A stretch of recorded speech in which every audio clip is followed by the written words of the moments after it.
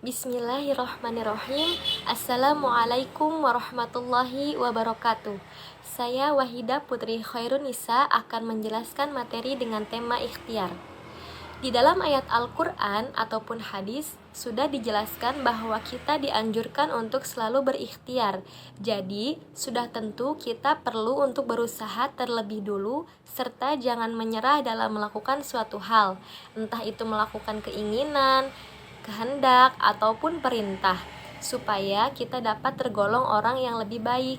Nah, pengertian ikhtiar dalam segi bahasa yang artinya memilih. Menurut bahasa Arab, yaitu ikhtiar diartikan sebagai berusaha, karena pada hakikatnya orang yang sedang berusaha adalah artinya memilih.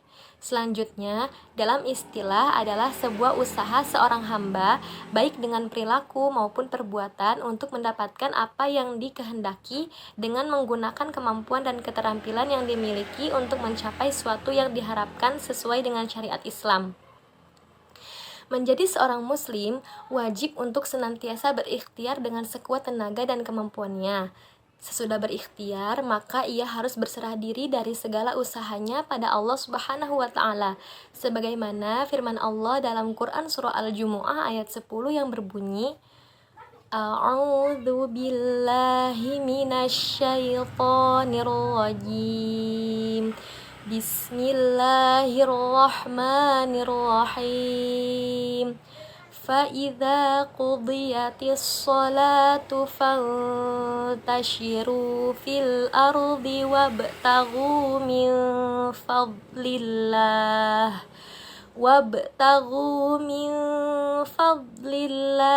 wadhkurullaha katsiran la'allakum tuflihun. Shadaqallahul azim. Yang artinya, apabila telah ditunaikan sholat, maka bertebaranlah kamu di muka bumi dan carilah karunia Allah dan ingatlah Allah sebanyak-banyaknya supaya kamu beruntung. Tafsiran dari Quran Surah Al-Jumu'ah ayat 10 ini adalah, jika kalian sudah menyelesaikan sholat Jumat, maka menyebarlah kalian di muka bumi untuk mencari rezeki yang halal dan untuk menuntaskan keperluan-keperluan kalian. Carilah karunia Allah dengan cara yang kerja yang halal dan keuntungan yang halal. Dan ingatlah kepada Allah saat kalian mencari rezeki yang halal itu dengan berzikir yang banyak. Dan jangan sampai mencari rezeki itu menjadi kalian lupa terhadap zikir kepada Allah, agar kalian mendapatkan kemenangan dengan apa yang kalian inginkan dan selamat dari apa yang kalian hindari. Pesan moral dari Quran Surah Al-Jumu'ah ayat 10 ini adalah, yang pertama, untuk selalu mendahulukan kewajiban terhadap Allah. Yang kedua, untuk selalu mengingat Allah. Dan yang ketiga, untuk selalu berdoa kepada Allah agar mendapat keberuntungan di dunia maupun di akhirat kelak. Ada suatu kisah dari ikhtiar ini, yaitu suatu ketika Syakik al-Bakhi meminta izin kepada guru sufi besar bernama Ibrahim bin Adam untuk bekerja dan berdagang selama beberapa minggu. Baru 3 hari berlalu, Ibrahim bin Adam dikejutkan dengan kedatangan Syakik al-Bakhi ini. Keheranan menyergap hati Ibrahim bin Adam. Ada apa gerangan sang murid kembali lagi kepadanya? Bukankah ia memberikan izin kepadanya untuk bekerja beberapa minggu ke depan? Ibrahim bin Adam pun bertanya, "Ada apa gerangan engkau datang ke sini?" "Wahai guruku, di tengah perjalanan dagangku ketika aku menyusuri sebuah fase di tengah gurun pasir, aku pun melihat seekor burung kecil yang patah sayapnya. Burung kecil ini tak dapat lagi terbang dan mencari makan. Akan tetapi, tiba-tiba dari alah langit datanglah seekor burung besar yang membawa makanan di paruhnya. Burung besar tersebut datang untuk menyuapi burung kecil yang patah sayapnya." Ibrahim bin Adam pun memberikan petuah kepada Syakik al-Bakhi. Seperti itulah seharusnya manusia berbuat, saling menyayangi di antara mereka, seperti halnya burung besar yang engkau lihat dalam perjalanan dagangmu. Tetapi mengapa engkau kembali ke sini dan meninggalkan perdaganganmu? "Guruku, Aku datang ke sini karena aku berpikir, bukankah Allah yang memerintahkan burung besar untuk menyuapi burung kecil yang patah sayapnya, juga mampu memberikanku rezeki dimanapun dan kapanpun aku berada. Aku akan meninggalkan seluruh usaha perdaganganku dan berdiam diri di masjid untuk beribadah kepada Allah. Pasti Allah memberikan rizki kepada seluruh hambanya, jawab Syakik al-Bakhi. Ibrahim bin Adam pun memberikan nasihat yang sangat bijaksana. Apakah engkau mengira dengan engkau beribadah dan meninggalkan usaha perdaganganmu, niscaya engkau meraih ridho Allah? Mengapa engkau tidak meniru burung besar yang memberikan makan kepada burung kecil yang patah sayapnya?